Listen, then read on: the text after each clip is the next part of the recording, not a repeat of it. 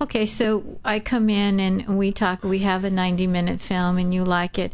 What's the next process to try to market it? Sure. Do we, as we were talking about, we have to target, you want to target certain universities, just like targeting audiences and stuff, how let's go through that process. Sure. Okay, I have this and we figured out what the themes are. Then actually, I always suggest that you and I are, even though, in the case of your subject matter, we know that what the target market is. But sometimes, or oftentimes, a client will come to me with a fascinating film that I sense that might be the correct target market, but I am not enough of a scholar in that field to really know for sure. Mm-hmm. I really get irritated at distributors who think they can pinpoint what the markets are. How do we know? Only academics who are going to use the film really know. Yeah. And this is their business to know. So there are basically 4 basic steps, and they're really, there's nothing really newfangled about this. Mm-hmm. It follows kind of old marketing principles. Mm-hmm. And what's new about it is the use of the internet. But the 4 steps are market analysis. You do a little analysis of your target market, and at the same time, you want to start collecting good quotes for your website of expert informants who are going to validate your film, because essentially when they say that when what we're doing with this kind of email marketing, it's really direct mail advertising, mm-hmm. where you get thousands of names and you do an email blast. Mm-hmm. So you have these harried, intelligent professors in their office getting, oh no, not another spam, right? So if they do click on your email, you have about 30 seconds to get their attention. Mm-hmm. So you have to have these good quotes. So once you really validate who your market is, mm-hmm. then you begin to do test marketing, make sure you don't want to spend too much money until you're really sure. Then the last stage is that you buy a kind of broad email campaign and do your email blast. And unfortunately, I think where people are right now who are coming into DIY distribution, mm-hmm. is that they know about this broad email blast, mm-hmm. so they go to these big companies, mm-hmm. and the big companies sell them all these names, and then they don't make one sale, and then they're gone. Is that what you help with, is trying to narrow that down to make the costs more effective for the film? Absolutely. So you have, because I remember in the class you did give some names of kind of catalog or emails, because there are companies that you can use that benefit the filmmaker. Oh, yes, there are these companies that you can use. And if you go, Market Data Research is one of the companies that very broadly distributes, for example, does the email blast. But I think they're effective in, I look at them like they sell paper clips. Mm-hmm. I go to them with my list of who I want to target, and they are able to deliver that. But unfortunately, they're salespeople. If you go to them and you say, oh, who should I sell my movie to? Then their salespeople will just develop, some $20,000 thing mm-hmm. for them. So how do you help someone like me? Say I'm the new client, mm-hmm, and mm-hmm. we figured out we're to market this to several universities. The email, you want to use the social network mm-hmm. in the email. So how do you do that? You don't. Is there companies that you? No. You are the company that does the research, and it's a question. And actually, I brought one of my clients here, and we're going to use her example, yeah. But it's a question of really making a kind of symmetrical match between the department in academia or the departments in academia mm-hmm. who are going to be interested in your film, and making that symmetrical match between that and your website, which broadcasts to that academic community what the points are in your film that are going to be of mm-hmm. interest. And sometimes, and just give an before I bring my client in, just to give an example, when I haven't been at the university for quite a while. So when I first started marketing my movie, believe it or not, I didn't know that women's studies departments existed. And here I had made a film on a feminist. Obviously, women's studies departments would find it of interest. Mm-hmm.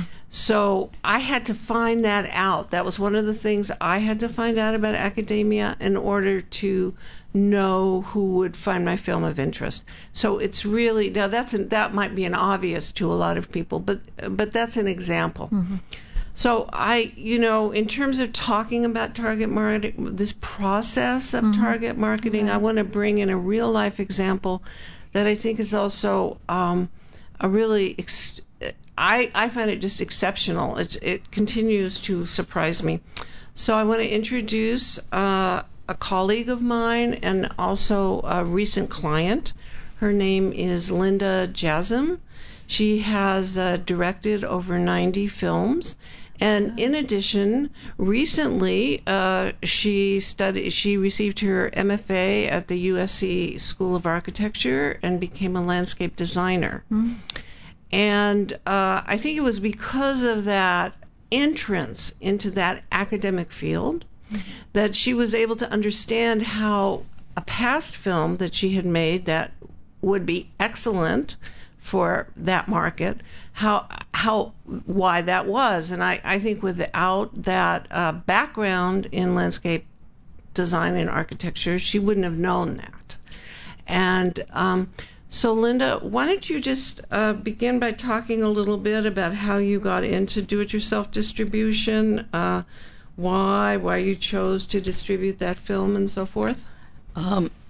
I originally made this film called The Park That Kids Built in 1982.